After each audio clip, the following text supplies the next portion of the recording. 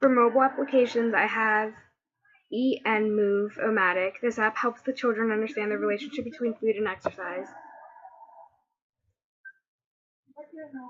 And it's designed to feel like a video game, but it pretty much gives them health tips without them really realizing it. Healthy Heroes 1 and 2, Nutrition for Kids, is the second one.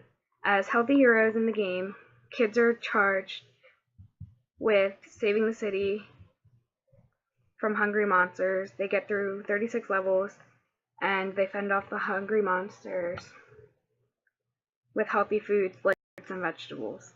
Junk food enters the monsters and prevents advancement in the game. Recognize the healthy food and good eating habits throughout the game. Perfect Picnic teaches food safety skills. The goal is to create the safest picnic operation in the park. It encourages them to wash their hands,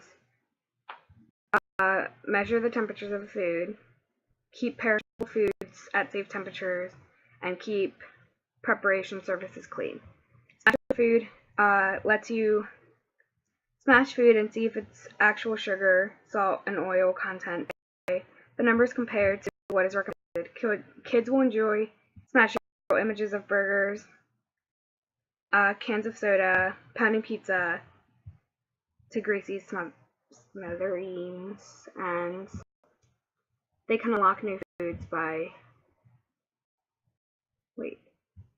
they can unlock new food fridges and keep learning going. And Veg Circus Farm is the last one. It helps kids as young as 2 recognize vegetables.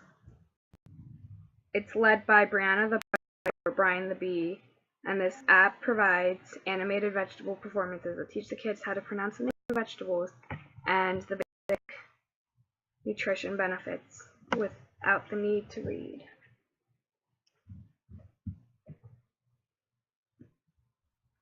The picture books, I have The Very Hungry Caterpillar, If You Give a Mouse a Cookie, and Green Egg Ham. For The Very Hungry Caterpillar, it would help them recognize different foods, counting, and sequence. If You Give a Mouse a Cookie, it helps them understand sequence and create ideas. Green Eggs and Ham helps them understand rhyme. For my learning center designs, for the library and writing, I have books that would do with the theme or season, alphabet cards, crayons, markers, pencils, pens, colored pencils, trading cards, whiteboard, chalkboard, hangman game. For the manipulatives, I have thistle blocks, plastic and real pumpkins to count, seeds, beads, and stacking, or there are beads and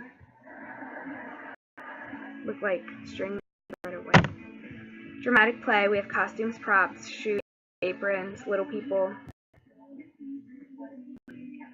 Music, musical instruments. We could have lyrics, a CD card and player, and stuff that can make their own instruments, microphones. Science includes insects, books on nature, magnifying glass, animals.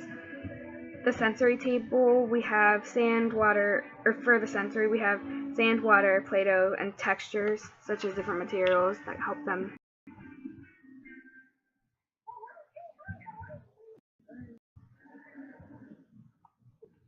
For outdoors, we have digging centers, sandbox, garden, art, paper, crayons, marker, paint, paintbrushes. Okay, so for my lesson plans for my KWL, it's called Growing Vegetable Soup. And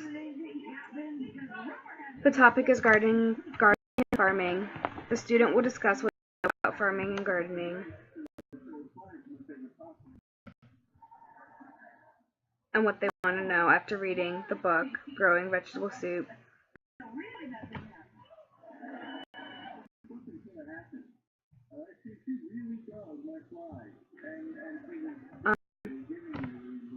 So you'll say to students, what do you think the earth would be if people did not grow food?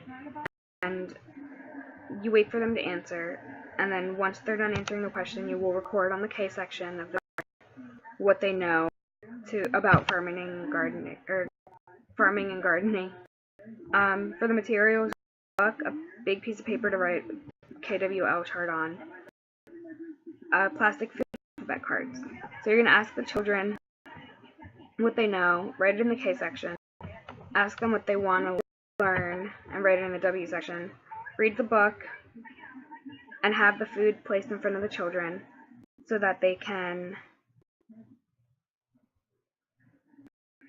hold up the food during the book whenever it matches. Go back afterwards, tell them a few things that weren't mentioned in the story, and then ask them what they learned, and see if they learned anything new.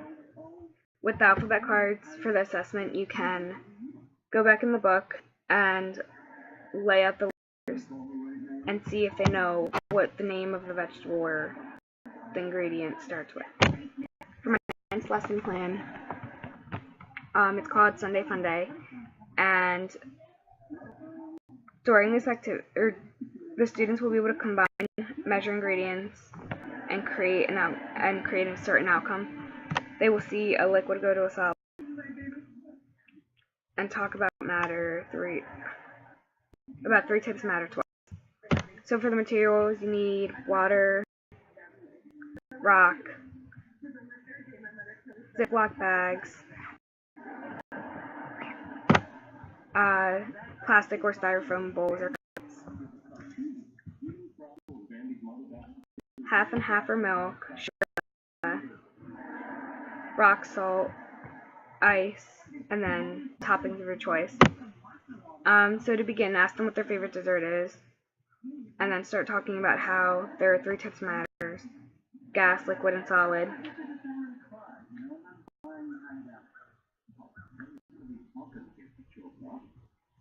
So you're pretty much guiding them and having them measure the ingredients, placing them into the bag, tell them to shake the bag, and you'll toss them in the freezer for a little, and then they get to scoop out ice cream in the bowl, but it's shown that liquids turn to solids after a while. And when you're discussing it, you get to talk about how with gas the molecules move quickly, with liquid they move quickly but not as quick as gas, and with solid they move slowly.